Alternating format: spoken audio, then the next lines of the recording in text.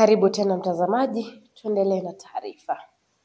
Mshukiwa wa wizi wa mita za maji aliuawa usiku wa kuamkia leo katika eneo la Kiharu, kaunti ya Murang'a, baada ya kushambuliwa na wakazi waliokasirika walipomkamata akijaribu kufanya uhalifu huo. Inasemekana mshukiwa alikamatwa akiwa katika hatua ya kujaribu kuiba mita ya maji, ila washirika wake watatu walifaulu kutoroka wakati wa kivumbi kilichotokea. Mwanahabari wetu Nyambura Kamau anaeleza kisa hiki kwa kina. Mshukiwa wa wizi wa mita za maji aliuawa usiku wa kuamkia leo katika eneo la Kiharu, kaunti ya Murang'a, baada ya kushambuliwa na wakazi waliomkamata akijaribu kutekeleza uhalifu huo. Sisi tulikuwa na wezi wa mita. Hata mimi kuna wakati nimeibiwa mita yangu ile. Na sasa tunakaa nje sana tukiangalia ni wanani wanatuiba hiyo mita. Kwa mujibu wa taarifa kutoka eneo hilo, mshukiwa huyo alinaswa na wakazi wakati wa jaribio la kuiba mita ya maji, huku wenzake watatu wakifanikiwa kutoroka katika purukushani hiyo.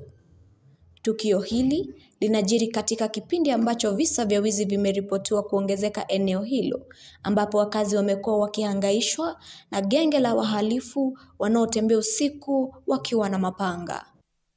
Hii kijiji tumesuburiwa sana na wakora. Juzi walianza kutuibia mita, sasa wakaacha mita, wakaanza kuiba ng'ombe. Juzi mimi niliibiwa juzi.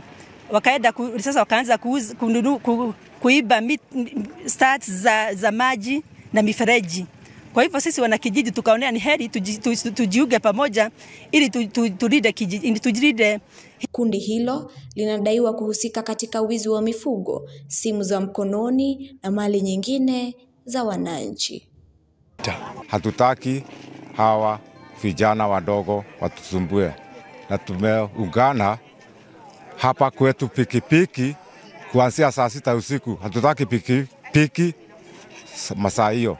Mwili wa marehemu ulipelekwa katika hifadhi ya maiti ya hospitali ya Murang'a, ukisubiri uchunguzi zaidi na hatua za kisheria kuendelea. Nikiripotia Voro TV Business, jina langu ni Nyambura Kamau. Na wakazi wa kijiji cha St. Mary's mjini Kapsabet, kaunti ya Nandi, wameachwa wakishangaa baada ya chombo kisichojulikana kuanguka kutoka angani na kutua juu ya mti usiku wa jana, kikitoa mgurumo usio wa kawaida. Aidha, chombo hicho kilikuwa kinatoa miale ya mwangaza, kama mwanahabari wetu Stacey Karemi anavyozidi kueleza. Wakazi wa kijiji cha St. Mary's mjini Kapsabet, kaunti ya Nandi, wameshangazwa na chombo kuanguka kutoka juu angani na kutua juu ya mti jana usiku, huku kikitoa mgurumo wa aina yake. Wakazi wanasema kwamba chombo hiki kilikuwa kinatoa miale ya mwangaza kwenye mojawapo ya sehemu yake. Kuanguka kwa chombo hiki kulileta wasiwasi kwa wakazi, huku wakiungana kwa umati mkubwa kukitazama. Kuna mmoja katika watu wawili walitizama kitu inatokea kwa juu na iko na miale na waka. Sasa ile hatua pale ilianguka, hawakujua iliangukia sehemu gani. Lakini kwa sasa saa hizi kwa hii majioni imeonekana imeanguka juu ya mti hapa hivi. Imeshuka, wanasema ilikuja na sauti fulani ambayo ilikuwa inafanya ilipofika mahali wakadhania kwamba itashuka direct, lakini ikaenda ikahang juu ya mti. So tumejaribu kuangalia, kuna sehemu fulani ya chini ambayo inamulika, inatoa mwangaza kidogo hivi. So hatujajua ni nini. Tunastuka ni kama kitu sensitive sana, na hata saa hii mkiona hata saa hizi hivi inawaka kabisa. Inawaka. Sasa tungeomba serikali wakuje waone kama watafanya juu chini, waone vile watatoa. Stacey Karemi, Voro TV Business. Kwingineko ni kwamba viongozi wa kidini kaunti ya Taita Taveta wamewashauri wanasiasa waache mjadala ama mijadala ya mvutano na wajikite katika maendeleo ya wananchi. Wakiongea mjini Voi, viongozi hao kutoka muungano wa maaskofu wamesema ni wakati wa kutekeleza miradi ya ustawi, si wa kampeni. Mwanahabari wetu Ann Mutunga na maelezo zaidi.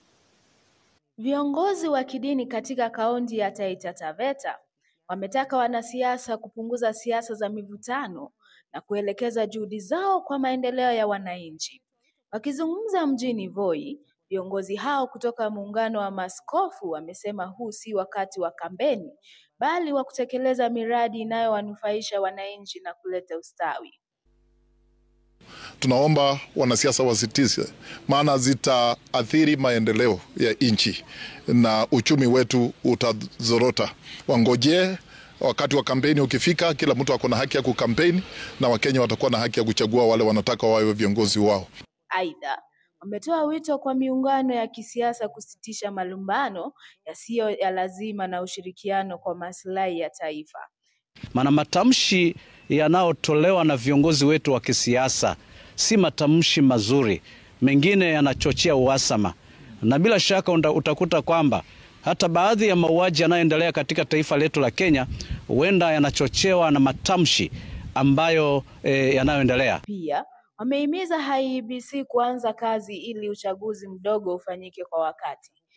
Viongozi ama Wanakenya wale ambao wanaona ni vyema kwenda kotini na kuzuia IEBC kuapishwa na kufanya kazi, wasitishe kidogo, ili kuna sehemu ambazo ni za wakilishi bunge na wakilishi wadi ambao hazina wakilishi.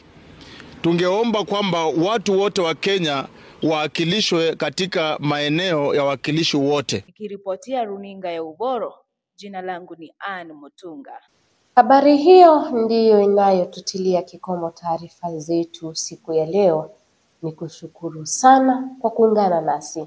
Endelea kuwasiliana nasi kupitia mitambo ya Pang 162 katika mitandao ya kijamii pia tupo. Nakutakia usiku mwanana mtazamaji, mimi ni Nyakio Ndwiga. Kwa sasa nakuaga, ila usiondoke, kwani mwenzangu Ann Mutunga amekutayarishia ya biashara.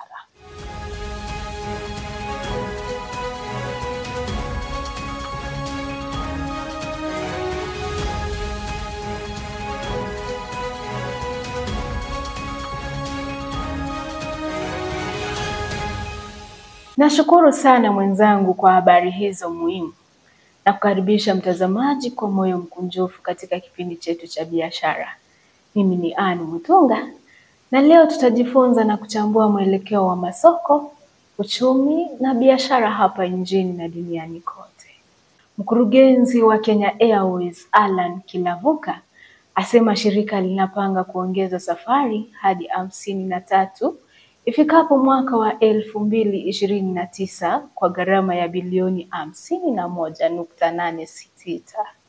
Amesema uhaba wa ndege ni changamoto kubwa na ameomba serikali isaidie sekta ya anga. Mwanahabari wetu John Nyaga na maelezo zaidi.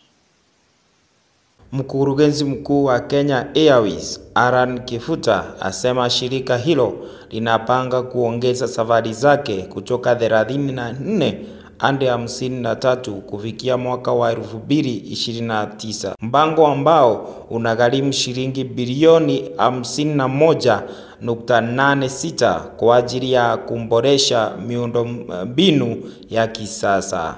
We have a fleet plan that talks to increasing the fleet from currently what we have 34 to 53 in 5 years. In addition to that, to modernize the current fleet, particularly the interior, to put, to install Wi-Fi and all these nice things to make the interior look a little bit more modern. Akizungumza katika mkutano wa kila mwaka wa mashirika ya ndege, Kifuta alitaja uhaba wa ndege duniani kuwa changamoto kubwa.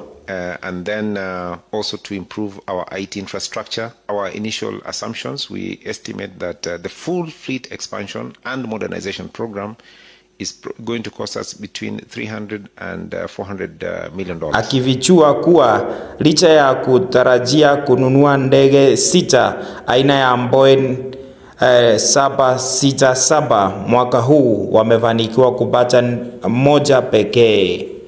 Mwenyekiti wa chama hicho alitoa wito kwa serikali kuingilia kati na kusaidia ukusaji wa sekta ya usafiri wa anga. Finding a strategic investor for Kenya Airlines is not easy.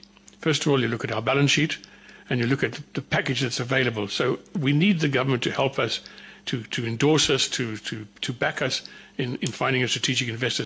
Nikiripotia runinga ya Uhuru, mimi ni John Nyaga. Na mengineyo ni kwamba kamati ya fedha na mipango ya bunge la taifa imekataa pendekezo la hazina la kuondea kodi kwa kampuni za kutengeneza magari nchini na wale wanaojenga nyumba angalau 100. Kamati imesema kuwa ni mapema kuondoa motisha hizo, kwani hatua hiyo yaweza kuzuia uwekezaji, kupunguza ajira na kuahiri maendeleo ya wakazi au makazi nafuu pamoja na sekta ya magari ya ndani. Tunapofunga taarifa za biashara usiku huu, kumbuka uwekezaji bora zaidi ambao unaweza kufanya ni kujiwekeza binafsi. Endelea kujifunza, kuwa na mikakati bora na kila hatua ikusogeze karibu na mafanikio yako. Asante kwa kuwa nami na kutakia mafanikio mema katika shughuli zako za kibiashara. Usiku mwema, mimi ni Anne Mutunga.